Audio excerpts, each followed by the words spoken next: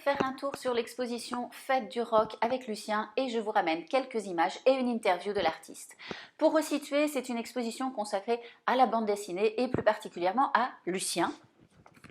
Ici, le rocker à la banane. Elle met à l'honneur Franck Margerin, son auteur, et nous permet de décrypter son travail. On y trouve des planches inédites, des croquis qui n'ont jamais vu le jour, des idées avortées, des dessins qui semblent similaires au premier abord, mais qui finalement proposent des variantes dans l'histoire. Et le plus intéressant dans cette expo, ce sont les petites annotations du dessinateur qui jalonnent le parcours et nous aident à comprendre comment il fonctionne, comment il travaille, comment il laisse s'exprimer sa créativité qui donnera naissance à une bande dessinée. C'est une exposition qui s'adresse à tous, passionnés de Lucien comme à ceux qui le découvriront, petits et grands. La bande dessinée a cela d'universel qu'elle rassemble les générations.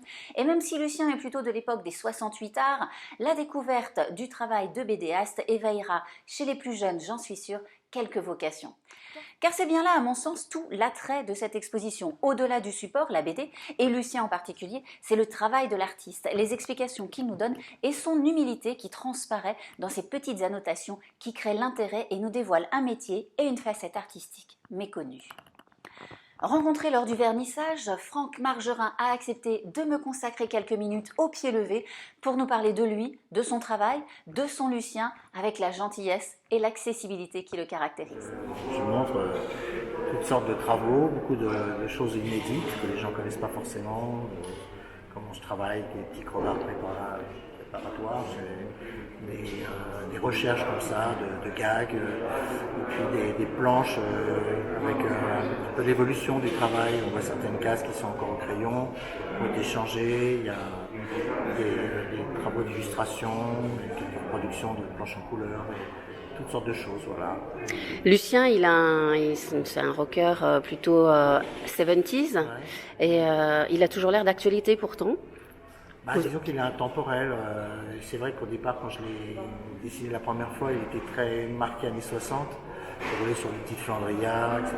Il avait aux flaquettes. Et puis après, il a évolué un peu. Je l'ai fait côtoyer des skins, des punks. Donc déjà, on n'était plus dans les années 60.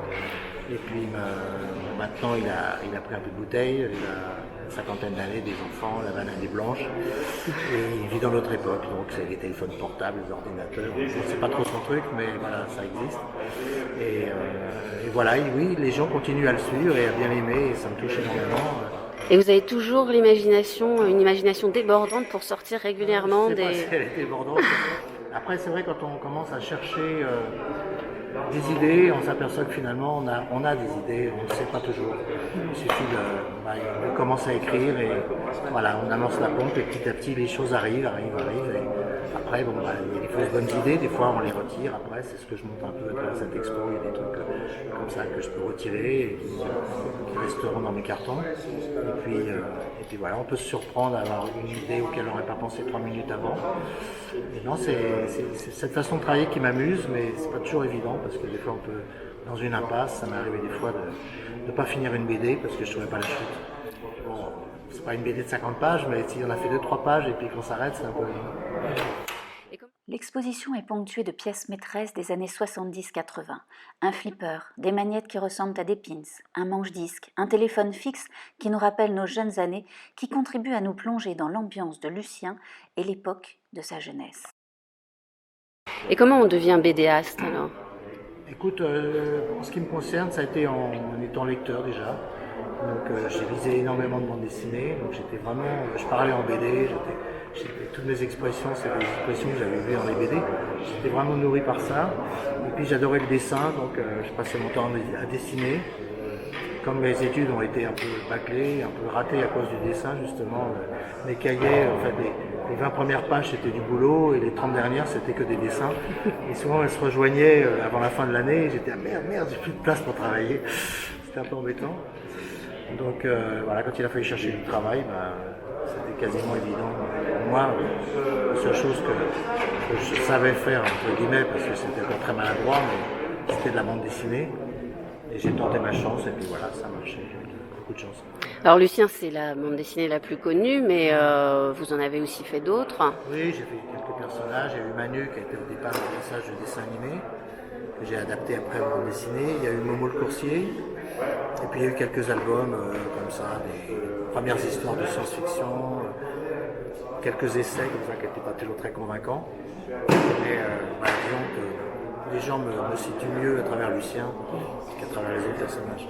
Lucien, c'est la rock'n'roll attitude, les balades en moto avec ses potes, la musique qui fait vibrer, la banane indestructible et le blouson noir indémodable. Plus qu'une attitude, c'est un art de vivre. À y regarder de plus près, on n'est pas loin de notre Johnny national. Et qu'est-ce qu'on ressent quand on se retrouve auréolé C'est-à-dire que au Festival d'Angoulême? Non, mais toutes les reconnaissances, que ce soit des prix, ou que ce soit des expos, que ce soit simplement quelqu'un qui vient vous voir, qui vous dit qu'il aime le travail, ça vous touche. Forcément, on ne peut pas être indifférent à ça. Donc voilà, c'est notre carburant. C'est qu'à force d'avoir des gens qui vous témoignent tout le bien qu'ils pensent de vous, et que des fois même mes BD leur ont fait du bien à une époque de leur vie. Enfin, j'ai des témoignages comme ça des fois très touchants, et c'est vrai que c'est ça qui me fait continuer la BD, quoi. Et puis vous avez été aussi récompensé. Oui, j'ai eu le Grand Prix d'Angoulême. C'est vrai que pour un auteur de BD, c'est un peu la consécration. Maintenant, on ne peut pas le donner à tous ceux qui le méritent, parce que il n'y en a qu'un par an. Et les auteurs de BD, il y en a des milliers, donc c'est compliqué. Mais voilà, j'ai eu la chance de l'avoir très tôt, sûrement bien avant de le mériter. Mais en tout cas, bon, je l'ai eu, ça m'a fait plaisir à ce moment-là. Mais ça n'a pas changé ma vie pour autant. Et cette exposition, elle tourne médiathèque en médiathèque, c'est ça? Oui, ça l'a fait, oui. Elle ne fait pas que des médiathèques, mais c'est souvent des médiathèques qui la prennent. Donc je suis amené comme ça à rencontrer des gens, et souvent des enfants, des fois même. Il y a une journée où je vais en milieu scolaire pour parler de mon travail à des gamins. Et c'est marrant, ça se passe bien. J'adore les mots, mais en général j'ai un bon feeling avec eux. Bon, j'essaie de faire en sorte que ce soit pas comme un gros bordel. Mais c'est souvent assez rigolo en tout cas. Et dernière question, qu'est-ce que vous préférez quand dans votre métier de BDaste justement, qu'est-ce qui vous...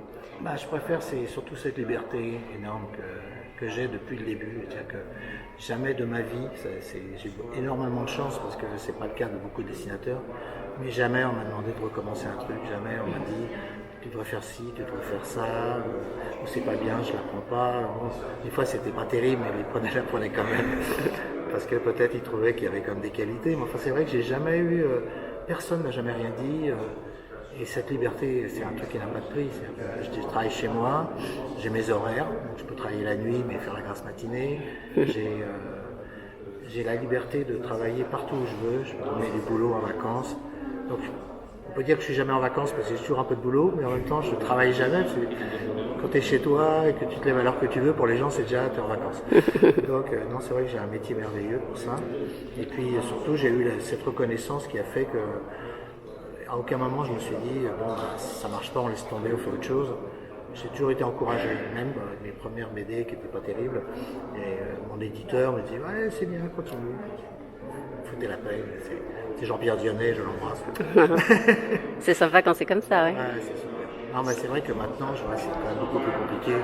Je suis arrivé à la bonne époque et j'ai rencontré les bonnes personnes. Super, merci beaucoup Franck. Franck Margerin nous emmène dans son univers. On traverse les années au rythme de ses albums. Lucien n'est pas seulement un rocker, il est le témoignage de son époque. L'exposition se tient à la médiathèque André Labarrère à Pau jusqu'au 31 octobre, alors n'hésitez pas à aller découvrir le petit monde de Lucien et l'imagination débordante de Franck Margerin. À bientôt pour une prochaine balade de César.